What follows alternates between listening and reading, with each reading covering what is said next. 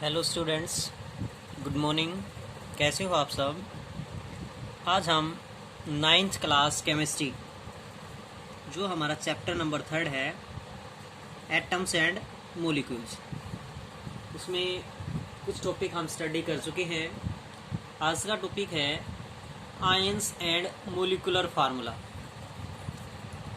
तो फर्स्ट है ions. Ion यानी आयन क्या प्रेजेंट होता है?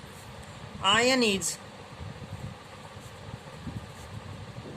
combination of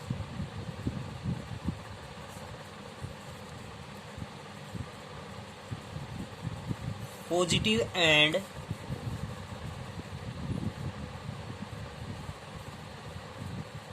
negative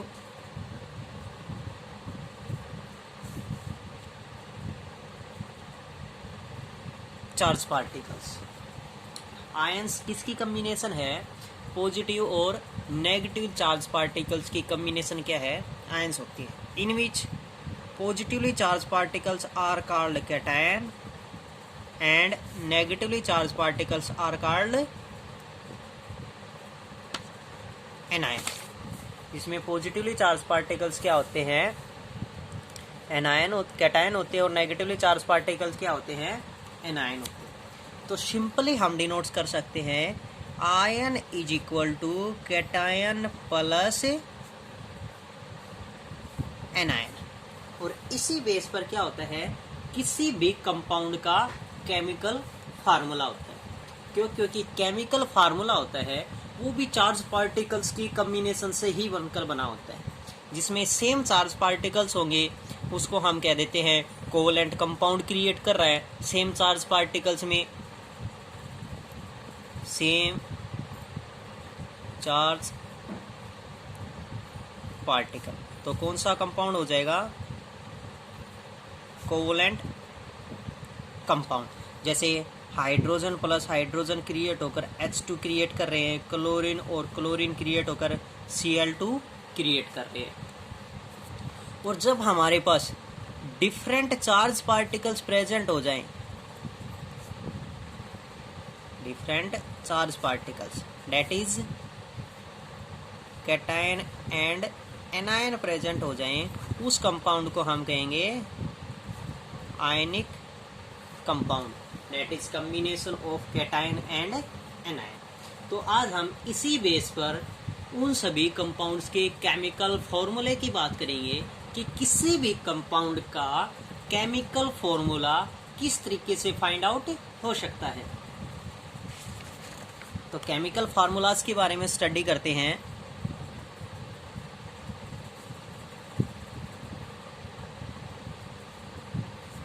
जैसे हम फार्मूला डिनोट्स करें हाइड्रोजन क्लोराइड।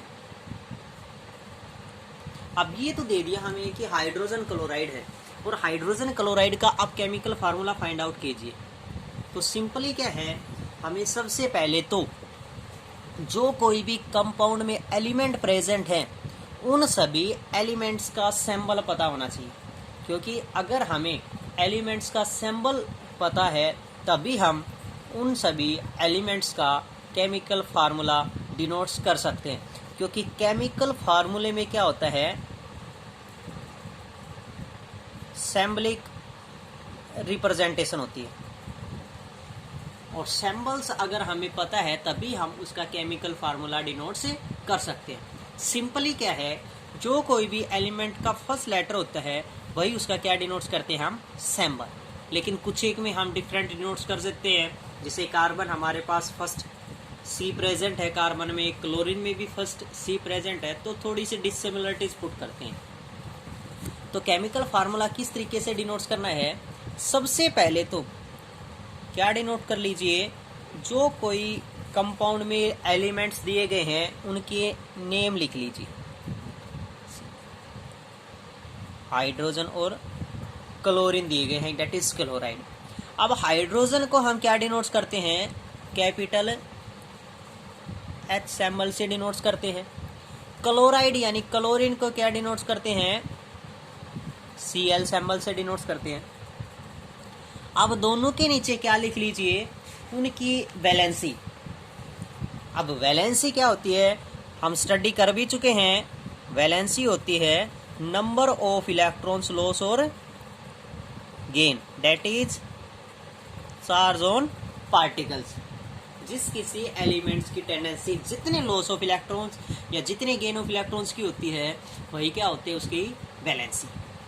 या फिर जितना उसके ऊपर चार्ज पार्टिकल प्रेजेंट होता है, वही क्या होता है, उसकी वैलेंसी। उन दोनों के नीचे क्या डिनोट्स कर दीजिए, उसकी वैलेंसी। तो हाइड्रोजन की वैलेंसी हम किससे फाइंड आउट करेंगे, उसके एटॉमिक नंबर से। और फार्मूला क्या रहेगा, 2n स्क्वायर फार्मूला रहेगा। एटॉमिक नंबर 1 है तो क्या हो जाएगी वैलेंसी, एक ही है तो क्या हो जाएगा 1। तो हाइड्रोजन के नीचे लिख दिया हमने 1। अब क्लोरीन के फाइंड आउट करें तो क्लोरीन का एटॉमिक नंबर कितना होता है, 17। तो 17 का फाइंड आउट करेंगे 2n स्क्वायर के अनुसार 287। वैलेंस इलेक्ट्रॉन्स तो हुए 7, लेकिन वैलेंसी कितनी आ जाएगी आपके पास, 8 - 7 = 1। यानी वैलेंसी कितनी फाइंड आउट हुई, 1।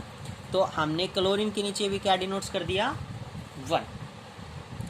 उसके बाद क्या करना है, जो भी आपके पास वैलेंसी फाइंड आउट हुई है उसको क्रिस क्रॉस मल्टीप्लाई कर दीजिए।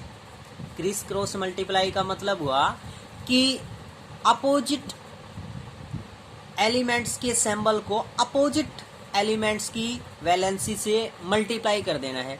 अब मल्टीप्लाई भी कैसे करना है, यानी जो जिस एलिमेंट्स की अपोजिट वैलेंसी है वो अपोजिट एलिमेंट्स के क्या होंगे, मोलिक्यूल्स होंगे। क्या होंगे, मोलिक्यूल्स होंगे। तो मोलिक्यूल्स होंगे तो क्या लिख दिया हमने, फर्स्ट हाइड्रोजन की मल्टीप्लाई 1 से की तो क्या निकल के आया, H1। इसी प्रकार जब क्लोरीन की 1 से 7 मल्टीप्लाई की तो क्या निकल के आया, Cl1। अब 1 हम कभी डिनोट्स नहीं करते, यानी जब नहीं लिखा जाता है तो क्या होता है, 1 ही होता है। तो क्या हो जाएगा, CHCl, that is the symbol chemical formula of A hydrogen chloride, HCl, hydrogen chloride. तो इस तरीके से फाइंड आउट करने हैं आपको न्यूमेरिकल्स केमिकल फार्मूलेस के अनुसार। हम और न्यूमेरिकल्स करते हैं, वो स्टडी करते हैं केमिकल्स फार्मूले की। जैसे केमिकल फार्मूला है वाटर, हाइड्रोजन सल्फाइड, किसका फाइंड आउट करते हैं, पहले स्टडी करते हैं हम हाइड्रोजन सल्फाइड। अब हाइड्रोजन सल्फाइड का केमिकल फार्मूला कैसे होगा, वही सेम। सबसे पहले तो क्या लिख लीजिए, जो कोई केमिकल फार्मूले में कंपाउंड दिए गए हैं, एलिमेंट्स दिए गए हैं, उनके नेम। नीचे क्या लिख दीजिए, उनके सिंबल। अब हाइड्रोजन का सिंबल हम क्या डिनोट करते हैं, कैपिटल H। सल्फर यानी सल्फाइड का क्या फार्मूला डिनोट करते हैं, S। नीचे दोनों के क्या डिनोट कर दीजिए, वैलेंसी। अब वैलेंसी कैसे फाइंड आउट होगी, हाइड्रोजन की अभी हमने फाइंड आउट की थी 1 होती है, सल्फर की होती है एटॉमिक नंबर 16 के अनुसार फाइंड आउट होगी। तो क्या हो जाएगा, 286, 6 वैलेंस इलेक्ट्रॉन। तो वैलेंसी क्या हो जाएगी, 8 - 6 = 2।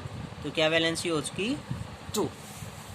अब क्या करना है, जितनी भी वैलेंसी फाइंड आउट हुए हैं उन सभी की क्या कर देनी है, क्रिस क्रॉस मल्टीप्लाई। और क्रिस क्रॉस मल्टीप्लाई में क्या हो जाएंगे, उनके नंबर ऑफ जो वैलेंसी है वो नंबर ऑफ मोलिक्यूल्स में मल्टीप्लाई हो जाएंगे। तो हाइड्रोजन की जब हम 2 से मल्टीप्लाई करेंगे तो मोलिक्यूल्स क्या हो जाएंगे, 2, क्योंकि मोलिक्यूल्स हमेशा कहाँ लिखे जाते हैं, नीचे लिखे जाते हैं। जो कोई भी एलिमेंट्स का सिंबल होता है उस सिंबल से नीचे क्या लिखे जाते हैं, मोलिक्यूल्स। फ्रंट में क्या लिखे जाते हैं, उसके एटम। तो मोलिक्यूल्स कितने हैं उसके, हाइड्रोजन के 2। उसके बाद सेकंड क्या है, S। और सल्फर के कितने हैं, 1। तो क्या हो जाएगा फार्मूला, H2S, क्योंकि एक लिखते नहीं हम तो क्या हो जाएगा, हाइड्रोजन सल्फाइड का फार्मूला H2S। इस तरीके से आपको डिफरेंट केमिकल कंपाउंड्स के फार्मूले फाइंड आउट्स करने हैं। अब बात आई कि जो कोई भी हम केमिकल फार्मूला डिनोट्स करते हैं उसमें हमने पहले भी S क्यों नहीं लिखा, बाद में हाइड्रोजन क्यों नहीं लिखा। अप्रोक्सीमेटली लगभग 99% केसेस में क्या होता है, जो कोई कंपाउंड होता है उसमें पहले लिखा जाता है केमिकल फार्मूले में कैटायन और बाद में क्या लिखा जाता है, एनआई। यानी पहले लिखा जाएगा पॉजिटिवली चार्ज पार्टिकल्स, बाद में लिखा जाएगा नेगेटिवली चार्ज पार्टिकल। यानी पहले लिखा जाएगा जिसकी टेंडेंसी लॉस ऑफ इलेक्ट्रॉन्स की होगी और लास्ट में कौन सा लिखा जाएगा, जिसकी टेंडेंसी गेन ऑफ इलेक्ट्रॉन्स की होगी। अब लॉस ऑफ इलेक्ट्रॉन्स में कैसे पता चलेगा कि कौन सा एलिमेंट लॉस ऑफ इलेक्ट्रॉन्स है कर रहा है और कौन सा एलिमेंट गेन ऑफ इलेक्ट्रॉन्स कर रहा है। तो जो हम इलेक्ट्रॉनिक कॉन्फ़िगरेशन करते हैं उस इलेक्ट्रॉनिक कॉन्फ़िगरेशन में अगर आउटर मोस्ट सेल के इलेक्ट्रॉन्स 1, 2, 3 प्रेजेंट है तो उसकी टेंडेंसी क्या होगी, लॉस ऑफ इलेक्ट्रॉन्स की होगी। यानी 1, 2 और 3 क्या करेगा, वो लॉस ऑफ इलेक्ट्रॉन्स करेगा। अगर किसी एलिमेंट्स जो भी आपके पास प्रेजेंट है और उसकी टेंडेंसी के अनुसार उसका इलेक्ट्रॉनिक कॉन्फ़िगरेशन करते हैं और आउटर मोस्ट सेल के इलेक्ट्रॉन्स निकल के आए 5, 6 और 7 यानी 5, 6, 7 फाइंड आउट होते हैं, तो उसकी टेंडेंसी होगी गेन ऑफ इलेक्ट्रॉन्स की। और वो कितने गेन ऑफ इलेक्ट्रॉन्स करेगा, 8 minus due to octet rule. यानी 8 - 5 = 3, 8 - 6 = 2 एंड 8 - 7 = 1 गेन ऑफ इलेक्ट्रॉन्स करेगा। तो फर्स्ट में जो कोई भी आपके पास कंपाउंड होगा उसमें पहले डिनोट्स करना है आपको पॉजिटिवली चार्ज पार्टिकल्स और नेक्स्ट कौन सा करना है आपको, नेगेटिवली चार्ज पार्टिकल्स। तो इस तरीके से आपको क्या फाइंड आउट करने हैं, chemical formulas of the compound. Different chemical फार्मूलेज है वो आपको अच्छे से स्टडी करने हैं और फाइंड आउट करने हैं।